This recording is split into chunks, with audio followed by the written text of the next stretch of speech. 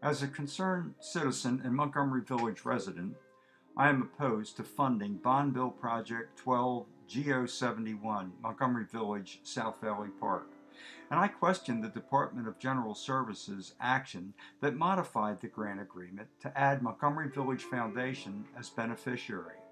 Funding this project bill would contradict and reverse the wishes of the legislature, reward an undeserving grantee, an unqualified responsible party, and serve to validate the irregular tactics employed. I urge the Board of Public Works to withhold funding for this project and offer 10 reasons for doing so. Introduced by Senator Nancy King and Delegate Shane Robinson, the sponsor's application for this bond bill project misleadingly titled and described it as the design and construction of South Valley Park. Instead, it is the design and construction of a restroom and concession stand to be located in South Valley Park. In truth, it is a $250,000 toilet.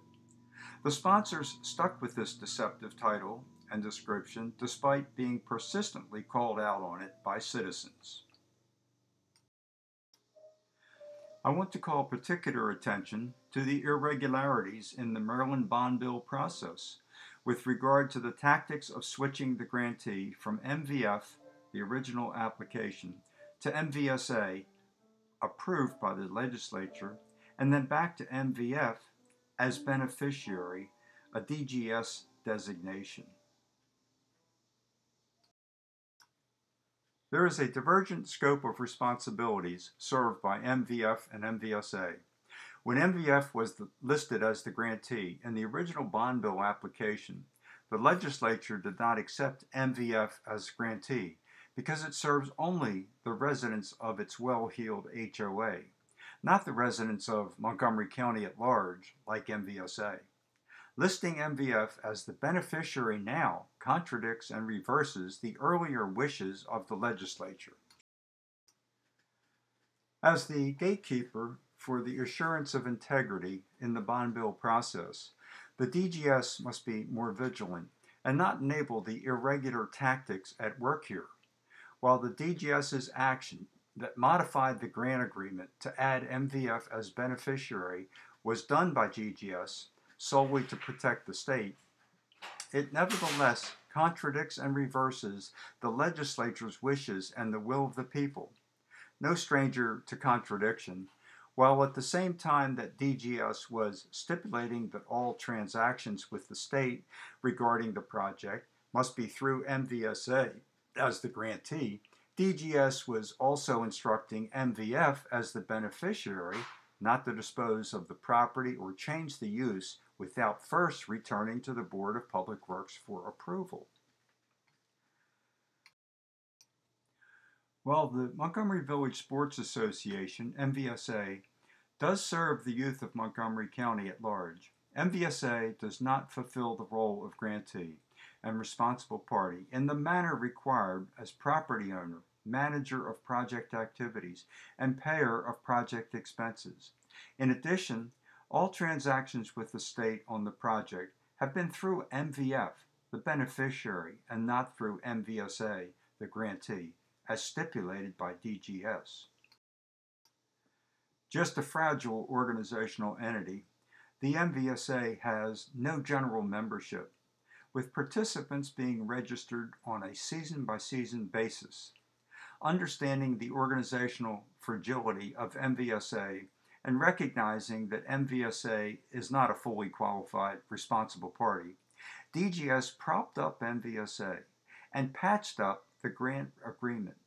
Because MVSA is not the owner of the property for which the funding will be used, the grant agreement was modified to make the MVF property owner a party to the agreement as beneficiary, in a move designed solely to protect the state. Even MVSA itself recognized that it is not a fully qualified responsible partner. In the Memoranda of Understanding, MOU, between MVF and MVSA, MVSA designated MVF as the responsible party for procurement of bids, contracting with selected bidders, and paying vendors for the project. all responsibilities of the responsible party. This assignment by MVSA was improper because it comprises the shedding of its core responsibilities as grantee. If MVSA could not pay its $125,000 share of project expenses and could not fulfill the role of responsible partner, why did it apply for the grant? Was MVSA operating in good faith? Was MVSA expecting the arrival of a white knight? The language of the MOU, as submitted to DGS, was not explicitly approved by the MVF Board of Directors and does not bear the signature of its elected president. Instead, it was drafted, negotiated, and signed by the MVF Executive Vice President and Corporate Secretary, both paid staff employees. In contrast, the MVSA President, along with its treasurer, signed the MOU. Furthermore, in the indemnity clause of the MOU, MVF violates its fiduciary responsibility and obligation to act in good faith on behalf of the residents of the village by indemnifying MVSA and prioritizing the interests of MVSA above those of village residents, thereby improperly placing millions of dollars in MVF resources at risk.